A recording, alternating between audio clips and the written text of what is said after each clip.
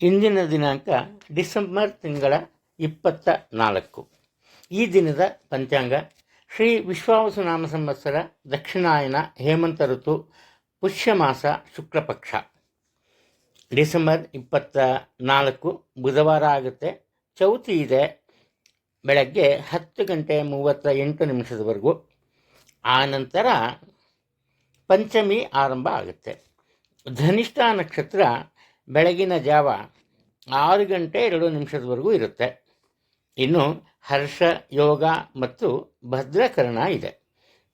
ಇವತ್ತು ಈ ಚೌತಿ ಆದರೂ ಕೂಡ ಯಾವುದೇ ಕೆಲಸವನ್ನು ಮಾಡಬಾರ್ದು ಅಂತೇನೂ ಇಲ್ಲ. ಯಾವುದೇ ಒಂದು ಕೆಲಸ ಕಾರ್ಯಗಳನ್ನು ಖಂಡಿತವಾಗ್ಲೂ ಮಾಡ್ಬೋದು. ಹಿಂದೆ ಉಳಿದಿರೋ ಕೆಲಸ ಕಾರ್ಯಗಳನ್ನ ಮುಂದುವರಿಸಿದ್ರೆ ಉತ್ತಮ ರೀತಿಯಲ್ಲಿ ನಡ್ಕೊಂಡು ಹೋಗುತ್ತೆ. ಒಳ್ಳೆಯ ಫಲಿತಾಂಶ ಸಹ ಅದರಿಂದ ಬರುತ್ತೆ. ಧನಿಷ್ಠ ನಕ್ಷತ್ರ ಇದೆ.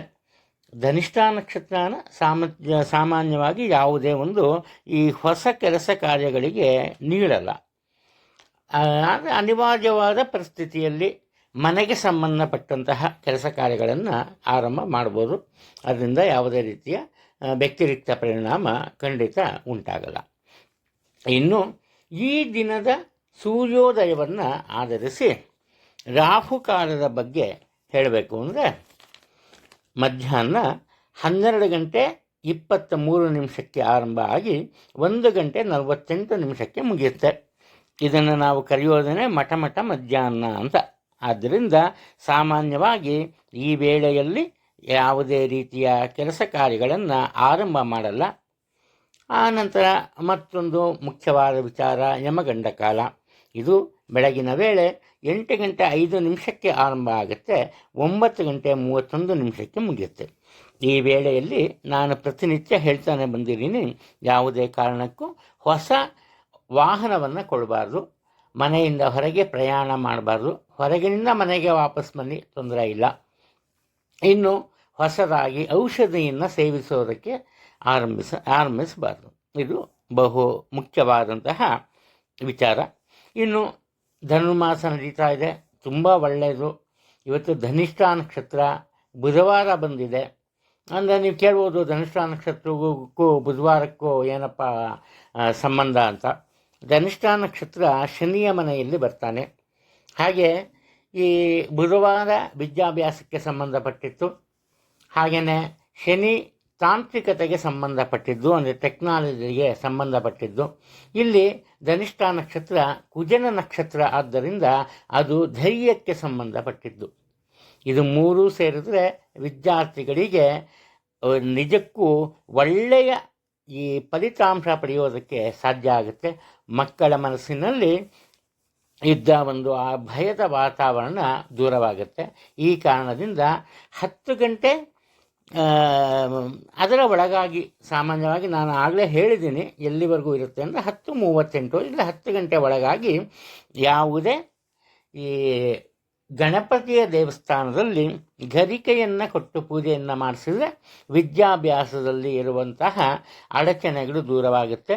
ಒಂದು ವೇಳೆ ಮಕ್ಕಳಿಗೆ ಬೇಗ ಓದಿದ್ದು ಮರ್ತೋಗೋದು, ಇಂತಹ ಒಂದು ತೊಂದರೆಗಳಿದ್ರೂ ಕೂಡ ಅದು ಸಹ ದೂರ ಆಗುತ್ತೆ.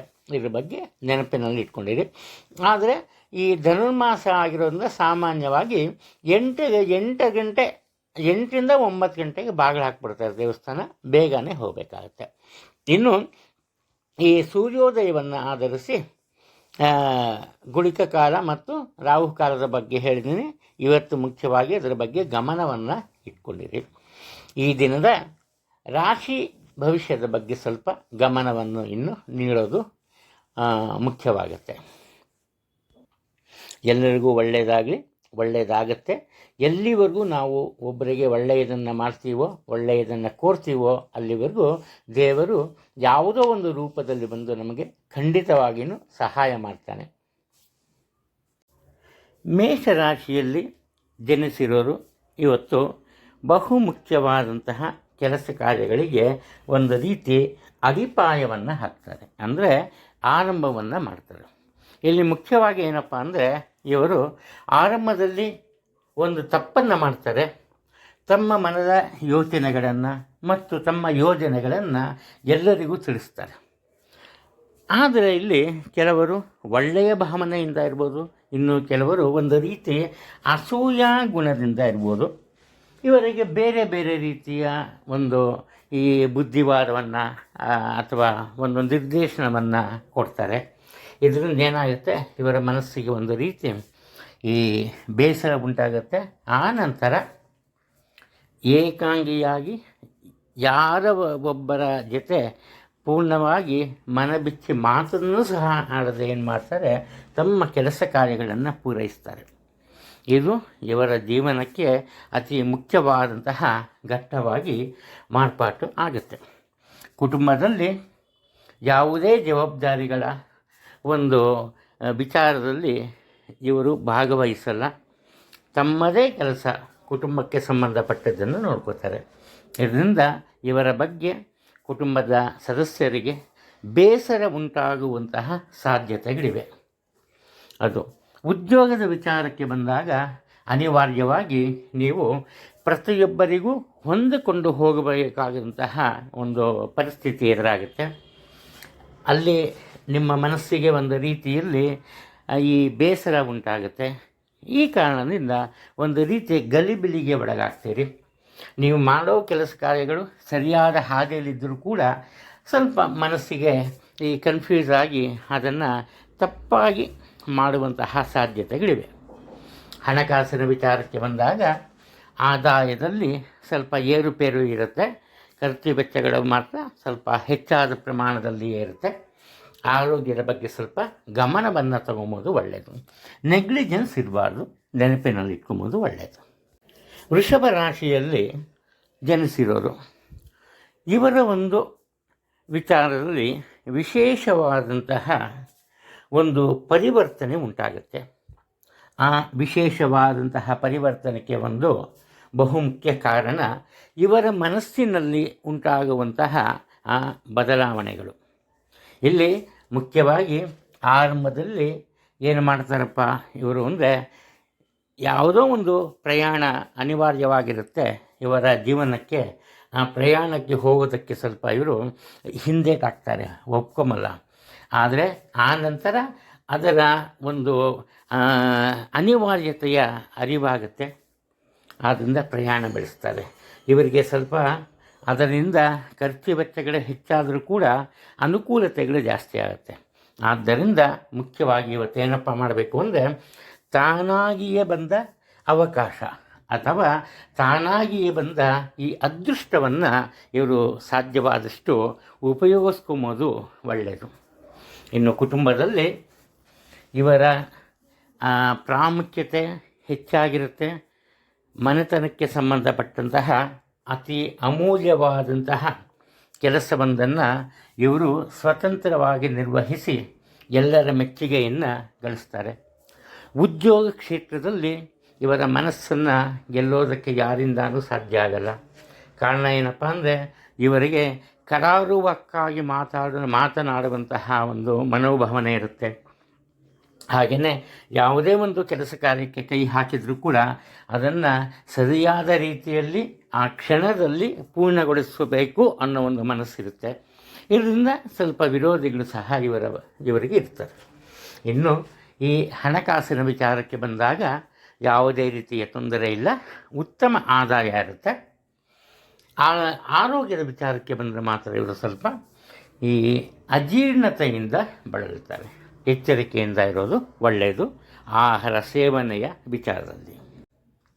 ಮಿಥುನ ರಾಶಿಯಲ್ಲಿ ಜನಿಸಿರೋರು ಆರಂಭದಲ್ಲಿಯೇ ಒಂದು ರೀತಿಯ ಗಲಿಬಿಲಿಗೆ ಒಳಗಾಗ್ತಾರೆ, ಒಂದು ರೀತಿಯ ಬೇಸರಕ್ಕೆ ಒಳಗಾಗ್ತಾರೆ. ಇದಕ್ಕೆ ಕಾರಣ ಒಂದೇ, ಇವರ ಕೆಲಸ ಕಾರ್ಯಗಳಲ್ಲಿ ಬೇರೆಯವರ ಒಂದು ನೆರವನ್ನು ಇವರು ಪಡೆಯೋದಕ್ಕೆ ಇಷ್ಟಪಡಲ್ಲ.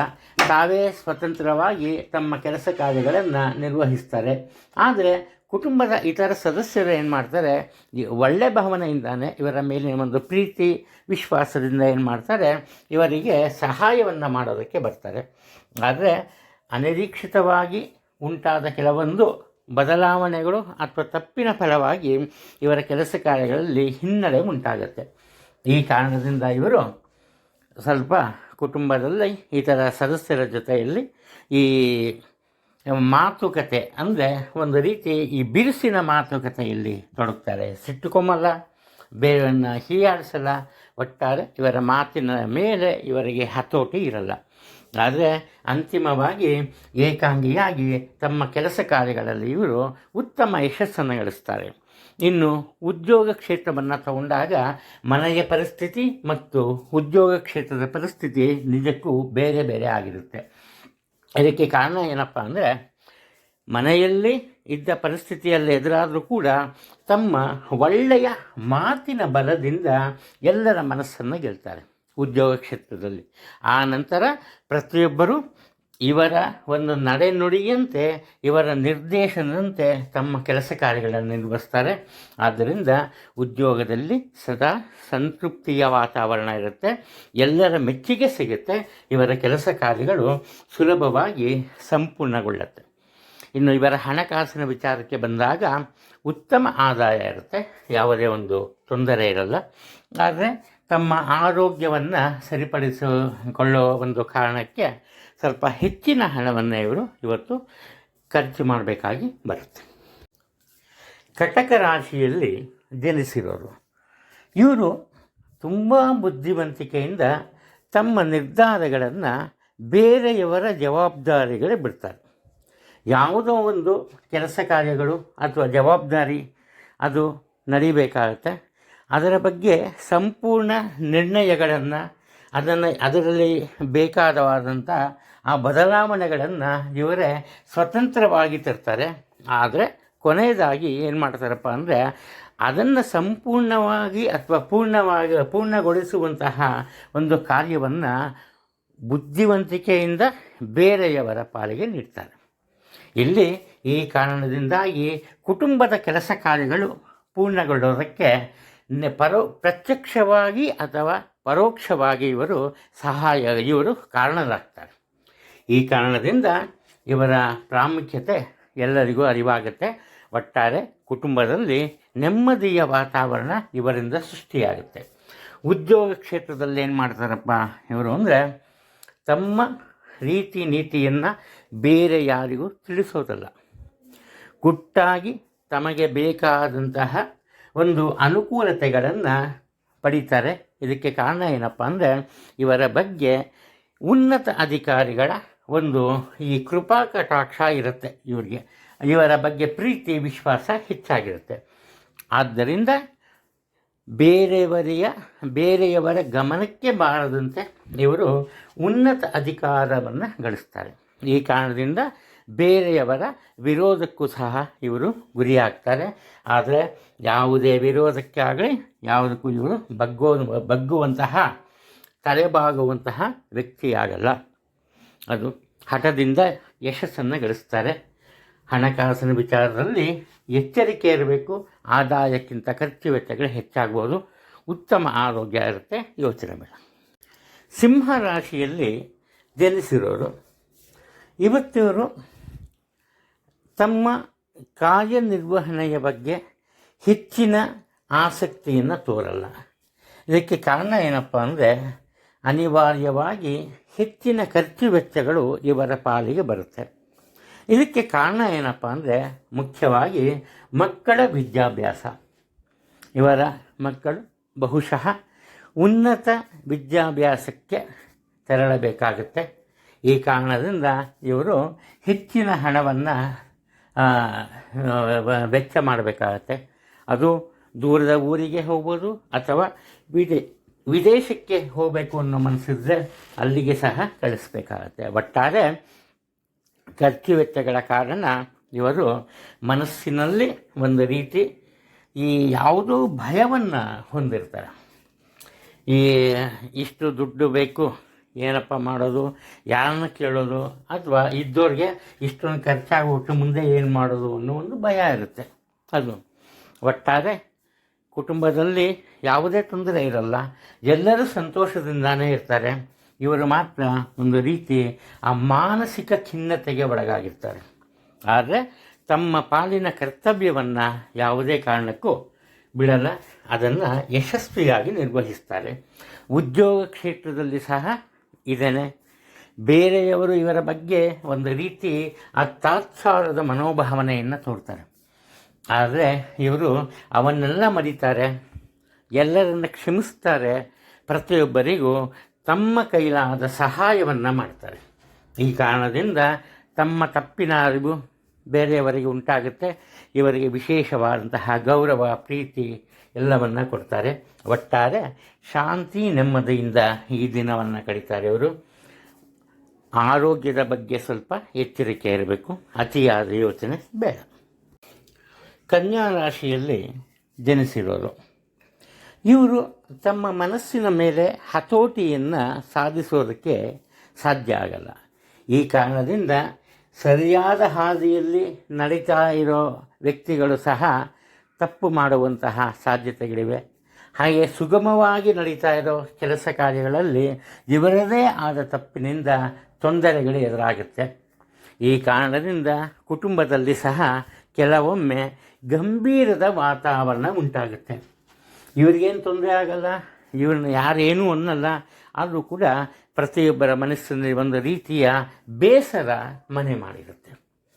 ಇನ್ನು ಈ ಬೇಸರಕ್ಕೆ ಮದ್ದು ಅನ್ನೋ ರೀತಿ ಇವರು ಮನರಂಜನೆಯತ್ತ ಗಮನವನ್ನು ನೀಡ್ತಾರೆ. ಪ್ರತಿಯೊಬ್ಬರ ಜೊತೆ ಪ್ರೀತಿ ವಿಶ್ವಾಸದಿಂದ ನಡೆದುಕೊಳ್ಳೋದಕ್ಕೆ ಪ್ರಯತ್ನ ಪಡ್ತಾರೆ. ಒಟ್ಟಾರೆ ಮನಸ್ಸಿಗೆ ಸ್ವಲ್ಪ ನೆಮ್ಮದಿ ಕಡಿಮೆ ಇರುತ್ತೆ. ಇನ್ನು ಉದ್ಯೋಗ ಕ್ಷೇತ್ರದಲ್ಲಿ ಬಂದರೆ ಏನಪ್ಪ ಆಗುತ್ತೆ, ಇವರ ಕೆಲಸ ಕಾರ್ಯಗಳಲ್ಲಿ ಒಳ್ಳೆಯ ಮನಸ್ಸಿದ್ದರೂ ಸರಿಯಾದ ಮಾರ್ಗದಲ್ಲಿ ನಡೆದರೂ ಕೂಡ ಇವರನ್ನು ನೋಡಿ ಅಸೂಯೆ ಪಡುವಂತಹ ಜನರು ಜಾಸ್ತಿ ಇರ್ತಾರೆ. ಈ ಕಾರಣದಿಂದ ಇವರು ಸುಲಭವಾಗಿ ಬೇರೆಯವರನ್ನ ನಂಬ್ತಾರೆ. ಇವರ ನಂಬಿಕೆಯನ್ನು ಉಳಿಸಿಕೊಳ್ಳುವಂತಹ ಕೆಲಸ ಕಾರ್ಯಗಳನ್ನು ಅವರು ಮಾಡಲ್ಲ. ಆದ್ದರಿಂದ ಅನಿರೀಕ್ಷಿತವಾಗಿ ಉದ್ಯೋಗ ಕ್ಷೇತ್ರದಲ್ಲಿ ಇವರ ಕಾರ್ಯವ್ಯಾಪ್ತಿಗೆ ಬರುವಂತಹ ಜವಾಬ್ದಾರಿಗಳು ಬೇರೆಯವರ ಪಾಲಾಗುತ್ತೆ. ಇದರಿಂದ ಮನಸ್ಸಿಗೆ ಬೇಸರ ಉಂಟಾಗುತ್ತೆ. ತಮ್ಮಲ್ಲಿರುವ ಆ ತಾಳ್ಮೆಯನ್ನು ಕಳೆದುಕೊಂಡೇನು ಮಾಡ್ತಾರೆ, ಇವರು ಎಲ್ಲರೊಂದಿಗೆ ವಾದ ವಿವಾದದಲ್ಲಿ ಮುಳುಗ್ತಾರೆ. ಕೊನೆಗೆ ತಮಗೆ ಸಲ್ಲಬೇಕಾದ ನ್ಯಾಯವನ್ನು ಇವರು ಪಡಿತಾರೆ. ಹಣಕಾಸಿನ ವಿಚಾರದಲ್ಲಿ ಯಾವುದೇ ತೊಂದರೆ ಇಲ್ಲ, ಉತ್ತಮ ಆದಾಯ ಇರುತ್ತೆ. ಆರೋಗ್ಯದ ಬಗ್ಗೆ ಮಾತ್ರ ಸ್ವಲ್ಪ ಎಚ್ಚರಿಕೆಯಿಂದ ಇರೋದು ತುಂಬ ಒಳ್ಳೆಯದು.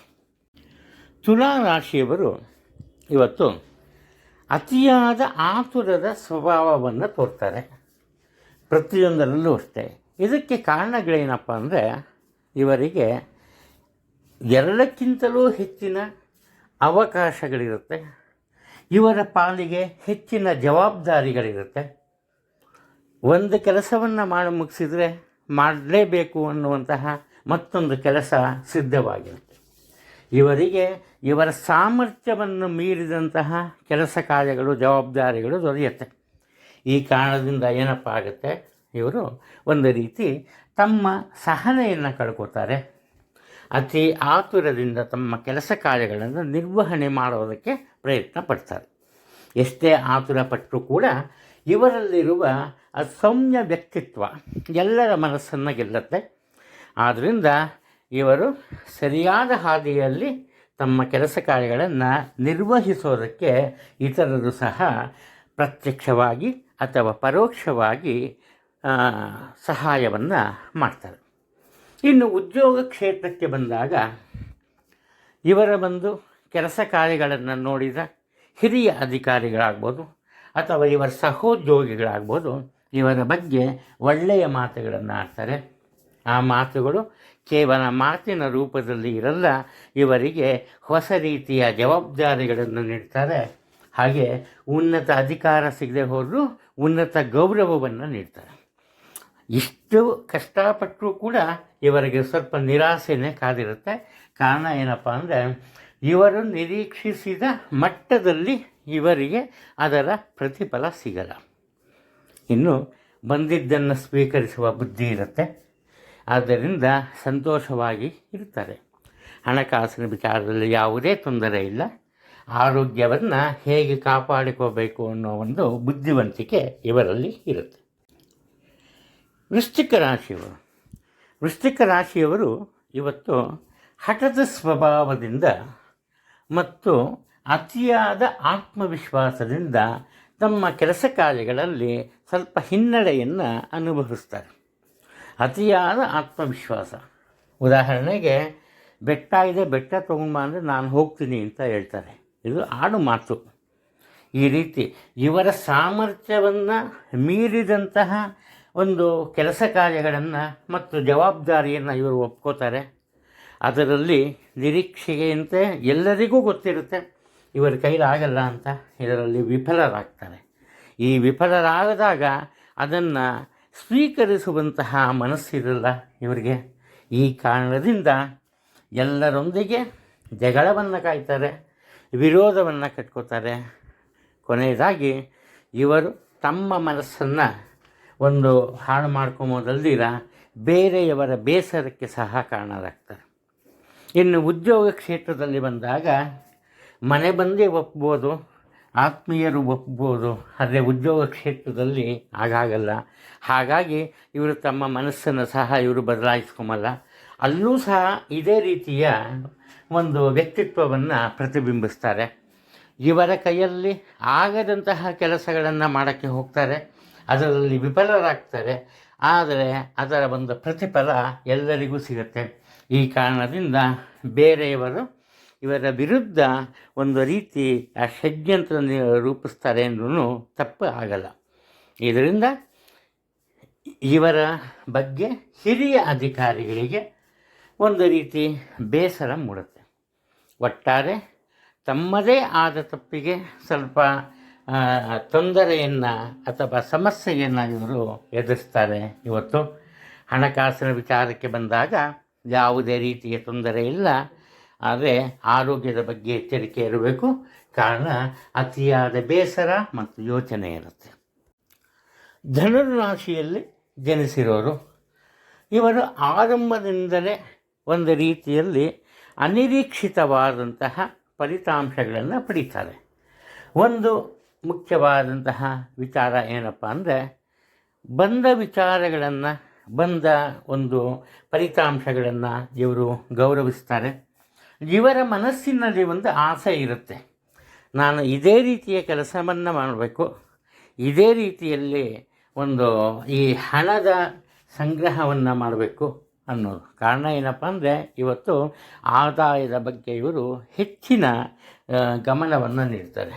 ಆದರೆ ಏನಪ್ಪ ಆಗುತ್ತೆ ಅಂದರೆ, ಇವರ ಮನಸ್ಸನ್ನು ಬೇರೆಯವರು ಒಂದು ರೀತಿ ಬೇರೆ ದಾರಿಗೆ ಎಳ್ಕೊಂಡು ಹೋಗ್ತಾರೆ. ಅಂದರೆ ಸುಲಭವಾಗಿ ಇವರು ಬೇರೆಯವರನ್ನು ನಂಬ್ತಾರೆ. ನಂಬಿಕೆ ತಪ್ಪು ಅಂತ ಹೇಳಲ್ಲ, ಆದರೆ ಬೇರೆಯವರ ಮಾತನ್ನು ನಂಬುವ ಮುನ್ನ ಅದರ ಫಲಿತಾಂಶ ನಿಮ್ಮ ಜೀವನದ ಮೇಲೆ ಹೇಗೆ ಆಗತ್ತೆ ಅನ್ನೋದನ್ನು ಯೋಚನೆ ಮಾಡಬೇಕು. ಈ ಕಾರಣದಿಂದ ತಪ್ಪು ಇವರಲ್ಲಿ ಇಲ್ಲದೇ ಹೋದರೂ ಕೂಡ ಇವರು ಒಂದು ರೀತಿಯ ಕಷ್ಟ ನಷ್ಟಕ್ಕೆ ಒಳಗಾಗ್ತಾರೆ. ಆದ್ದರಿಂದ ಯೋಚನೆ ಬೇಕು, ಹಾಗೆ ಯೋಜನೆ ಅನ್ನೋದಿರಬೇಕು. ಇನ್ನು ಉದ್ಯೋಗ ಕ್ಷೇತ್ರದಲ್ಲಿ ಆತುರದ ಗುಣ ಇರುತ್ತೆ, ಸಣ್ಣ ಪುಟ್ಟ ತಪ್ಪು. ಅದರಲ್ಲೂ ಇವರೇನಾದ್ರು ಈ ಅಧಿಕಾರಿಗಳಾಗಿದ್ದಲ್ಲಿ ತಮ್ಮ ಕೈ ತಳಗಡೆ ಕೆಲಸ ಮಾಡೋದೇನ ಸಣ್ಣ ಪುಟ್ಟ ತಪ್ಪುಗಳನ್ನು ಮಾಡೋದು ಸಹ ಅದನ್ನು ದೊಡ್ಡದಾಗಿ ರೂಪಿಸ್ತಾರೆ. ಅವರನ್ನು ಒಂದು ರೀತಿ ಕೀಳಾಗಿ ಕಾಣ್ತಾರೆ. ಈ ಕಾರಣದಿಂದ ಉದ್ಯೋಗ ಕ್ಷೇತ್ರದಲ್ಲಿ ಇವರಿಗೆ ಒಂದು ರೀತಿ ಈ ಬೇಸರದ ಸನ್ನಿವೇಶಗಳು ಸತತವಾಗಿ ಎದುರಾಗುತ್ತೆ. ಹಣಕಾಸಿನ ವಿಚಾರಕ್ಕೆ ಬಂದಾಗ ಅನಿರೀಕ್ಷಿತ ಧನಲಾಭ ಇದೆ. ಆರೋಗ್ಯದ ವಿಚಾರಕ್ಕೆ ಸ್ವಲ್ಪ ಬೇರೆಯವರ ಒಂದು ಸಲಹೆ ಅಥವಾ ಸೂಚನೆಯನ್ನು ಪಾಲಿಸೋದು ಒಳ್ಳೆಯದು ಅಂತ ಕಂಡುಬರುತ್ತೆ. ಮಕರ ರಾಶಿಯವರು ಇವತ್ತು ತುಂಬ ಬುದ್ಧಿವಂತಿಕೆಯಿಂದ ತಮ್ಮ ನಡವಳಿಕೆಯಿಂದ ಎಲ್ಲರ ಮನಸ್ಸನ್ನು ಗೆಲ್ತಾರೆ. ಅದು ಹೇಗಪ್ಪ ಅಂದರೆ, ಬೇರೆಯವರ ಮನಸ್ಸಿನ ಬೇಸರ ಇವರಿಗೆ ಸುಲಭವಾಗಿ ಅರ್ಥವಾಗುತ್ತೆ. ಒಂದು ವೇಳೆ ಇವರು ತೆಗೆದುಕೊಂಡ ನಿರ್ಣಯದ ಬಗ್ಗೆ ಬೇರೆಯವರಿಗೆ ಬೇಸರ ಇದ್ದರೆ ಇವರಿಗೆ ನೇರವಾಗಿ ಹೇಳುವಂತಿಲ್ಲ, ಅವರ ಮುಖಚರ್ಯೆಯನ್ನೇ ನೋಡಿ ಅದನ್ನು ಇವರು ಅರ್ಥ ಮಾಡ್ಕೋತಾರೆ. ಈ ರೀತಿ ಪ್ರತಿಯೊಬ್ಬರ ಮನಸ್ಸನ್ನು ಗೆಲ್ಲುವುದರಲ್ಲಿ ಇವರು ಯಶಸ್ಸನ್ನು ಕಾಣ್ತಾರೆ. ಹಾಗೆಯೇ ಬೇರೆಯವರ ಕೆಲಸ ಕಾರ್ಯಗಳಲ್ಲಿ ಸಹ ಇವರು ಸಂಪೂರ್ಣ ನೆರವನ್ನು ನೀಡ್ತಾರೆ. ಇವತ್ತು ಇವರ ಒಂದು ವಿಶೇಷವಾದಂತಹ ಗುಣ ಏನಪ್ಪ ಅಂದರೆ, ಪ್ರತಿಯೊಬ್ಬರನ್ನು ಸಮಾನ ಭಾವನೆಯಿಂದ ಕಾಣ್ತಾರೆ. ಇಲ್ಲಿ ಮುಖ್ಯವಾದ ವಿಚಾರ ಏನಪ್ಪ ಅಂದರೆ ಇವರ ಆರೋಗ್ಯದ ಪರಿಸ್ಥಿತಿ. ಉತ್ತಮ ಆರೋಗ್ಯ ಇರುತ್ತೆ, ತನ್ನ ಪಾಡಿಗೆ ತಾನು ತನ್ನ ಕೆಲಸವನ್ನು ಮಾಡ್ತಾರೆ. ಇದರಿಂದ ಮಾನಸಿಕ ಶಕ್ತಿ ಹೆಚ್ಚುತ್ತೆ. ಹಾಗೆ ಸಣ್ಣ ಪುಟ್ಟ ಸಮಸ್ಯೆಗಳು ಎದುರಾದರೂ ಸುಲಭವಾಗಿ ಅದರಿಂದ ದೂರವಾಗ್ತಾರೆ. ಹಣಕಾಸಿನ ವಿಚಾರಕ್ಕೆ ಬಂದಾಗ ಯಾವುದೇ ರೀತಿಯ ತೊಂದರೆ ಇರಲ್ಲ. ಆದರೆ ಕೇವಲ ತಮ್ಮೊಬ್ಬರಿಗಾಗಿ ಇವರು ಹಣವನ್ನು ಖರ್ಚು ಮಾಡಲ್ಲ. ಪ್ರತಿಯೊಬ್ಬರ ಒಂದು ಸಂತೋಷ ಇವರ ಮುಖ್ಯ ಧ್ಯೇಯವಾಗಿರುತ್ತೆ. ಈ ಕಾರಣದಿಂದ ಕುಟುಂಬದಲ್ಲಿ ಸಹ ಎಲ್ಲರೊಂದಿಗೆ ಪ್ರೀತಿ ಪಾತ್ರರಾಗಿ ಬಾಳ್ತಾರೆ. ಹಾಗೆ ಉದ್ಯೋಗದಲ್ಲಿ ಸಹ ಅಷ್ಟೇ ಇವರು ಎಲ್ಲರನ್ನೂ ಪ್ರೀತಿಯಿಂದ ಕಾಣ್ತಾರೆ. ಬೇರೆಯವರ ಕಷ್ಟ ನಷ್ಟಗಳನ್ನು ತಮ್ಮದು ಅನ್ನೋ ಭಾವನೆಯಿಂದ ನೋಡಿ ಅದನ್ನು ಪರಿಹರಿಸ್ತಾರೆ. ಬೇರೆಯವರ ಜವಾಬ್ದಾರಿಗಳಲ್ಲಿ ಕೆಲಸ ಕಾರ್ಯಗಳಲ್ಲಿ ಯಾವುದೇ ಸೋಲು ಉಂಟಾಗಬಾರ್ದು, ಆ ರೀತಿ ಇವರು ಕಾದ್ಕೊಂಡು ಕಾಪಾಡ್ತಾರೆ. ಈ ಕಾರಣದಿಂದ ಕೇವಲ ಕುಟುಂಬದಲ್ಲಿ ಮಾತ್ರವಲ್ಲ, ಉದ್ಯೋಗ ಕ್ಷೇತ್ರದಲ್ಲಿ ಮಾತ್ರವಲ್ಲ, ಸಮಾಜದಲ್ಲಿ ಸಹ ಇವರಿಗೆ ವಿಶೇಷವಾದಂತಹ ಸ್ಥಾನಮಾನ ಇವತ್ತು ಲಭಿಸುತ್ತೆ. ಕುಂಭರಾಶಿಯಲ್ಲಿ ಜನಿಸಿರೋರು ತಮ್ಮದೇ ಆದ ತಪ್ಪಿನಿಂದ ಸ್ವಲ್ಪ ತೊಂದರೆಯನ್ನು ಇವರು ಅನುಭವಿಸ್ತಾರೆ. ಅದೇ ಯಾವ ರೀತಿನಪ್ಪ ಅಂದರೆ ಇವರ ವಿರೋಧಿಗಳು ಅಥವಾ ಇವರ ಕೆಲಸ ಕಾರ್ಯಗಳನ್ನು ಸರಿಯಾಗಿ ಗಮನಿಸದೆ ಇವರ ಬಗ್ಗೆ ತಪ್ಪಾದ ಅಭಿಪ್ರಾಯವನ್ನು ಹೊಂದಿರೋರು, ಅವರ ಮನಸ್ಸನ್ನು ಇವರು ತಿಳ್ಕೊಂಬಲ್ಲ. ಅವರು ಇವರನ್ನು ತಿಳ್ಕೊಂಡು ಏನು ಬೇಕೋ ಅದು ಮಾಡ್ಕೋತಾರೆ. ಇವರೇನು ಮಾಡ್ತಾರೆ, ಪ್ರತಿಯೊಬ್ಬರನ್ನು ಒಳ್ಳೆಯರು, ಇವರಿಂದ ನನಗೆ ಒಳ್ಳೆಯದೇ ಆಗತ್ತೆ ಅಂತ ಇವರ ಮನೋಭಾವನೆ ಇರುತ್ತೆ.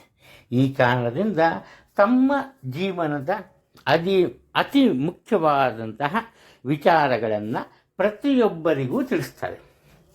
ಯಾವಾಗ ತಮ್ಮ ಮನದ ಭಾವನೆಗಳನ್ನು ಇವರು ಪ್ರತಿಯೊಬ್ಬರಿಗೂ ತಿಳಿಸ್ತಾರೋ ಆವಾಗ ಇವರ ಜೀವನದಲ್ಲಿ ಅನಿರೀಕ್ಷಿತವಾದಂತಹ ಬದಲಾವಣೆಗಳು ಅಥವಾ ತಿರುವುಗಳು ಕಂಡುಬರುತ್ತೆ. ಇಲ್ಲಿ ಒಂದು ಮಾತಿದೆ, ಕೆಟ್ಟ ಮೇಲೆ ಬುದ್ಧಿ ಬಂತು ಅಂತ. ಕೊನೆಯದಾಗಿ ಏನಾಗುತ್ತೆ, ತಮ್ಮ ತಪ್ಪಿನ ಅರಿವು ಇವರಿಗಾಗತ್ತೆ. ಅಷ್ಟಾದರೂ ಕೂಡ ಬೇರೆ ಯಾರನ್ನು ನಿಂದನೆಗೆ ಒಳಪಡಿಸಲ್ಲ. ತಾವಾಯಿತು, ತಮ್ಮ ಕೆಲಸವಾಯಿತು ಅಂದ್ಬಿಟ್ಟು ಮತ್ತೊಮ್ಮೆ ಮಗದೊಮ್ಮೆ ಸತತ ಪ್ರಯತ್ನದಿಂದ ಎಲ್ಲಿ ಸೋಲನ್ನು ಅನುಭವಿಸಿರ್ತಾರೋ ಅದೇ ಕೆಲಸದಲ್ಲಿ ಬೇರೆಯವರು ವಿಸ್ಮಯ ಪಡುವಂತೆ ಯಶಸ್ಸನ್ನು ಗಳಿಸ್ತಾರೆ. ಈ ಕಾರಣದಿಂದ ಅನಿವಾರ್ಯವಾಗಿ ಎಲ್ಲರೂ ಇವರನ್ನು ಅವಲಂಬಿಸ್ತಾರೆ. ಆದರೂ ಕೂಡ ಇವರು ಈ ದೋಷಾರೋಪಣೆ ಮಾಡದಿರ ರಾಗದ್ವೇಷಗಳನ್ನು ಮರೆತು ಎಲ್ಲರೊಂದಿಗೆ ಪ್ರೀತಿ ವಿಶ್ವಾಸದಿಂದ ಇವತ್ತು ಬಾಳ್ತಾರೆ. ಹಣಕಾಸಿನ ವಿಚಾರಕ್ಕೆ ಬಂದಾಗ ಉತ್ತಮ ಆದಾಯ ಇರುತ್ತೆ. ಆರೋಗ್ಯದ ವಿಚಾರಕ್ಕೆ ಬಂದಾಗ ಅತಿಯಾದ ಯೋಚನೆಯಿಂದ ತಲೆನೋವು, ತಲೆ ತಿರುಗೋದು, ಇಂತಹ ಒಂದು ತೊಂದರೆಗಳನ್ನು ಇವರಿವತ್ತು ಅನುಭವಿಸ್ತಾರೆ.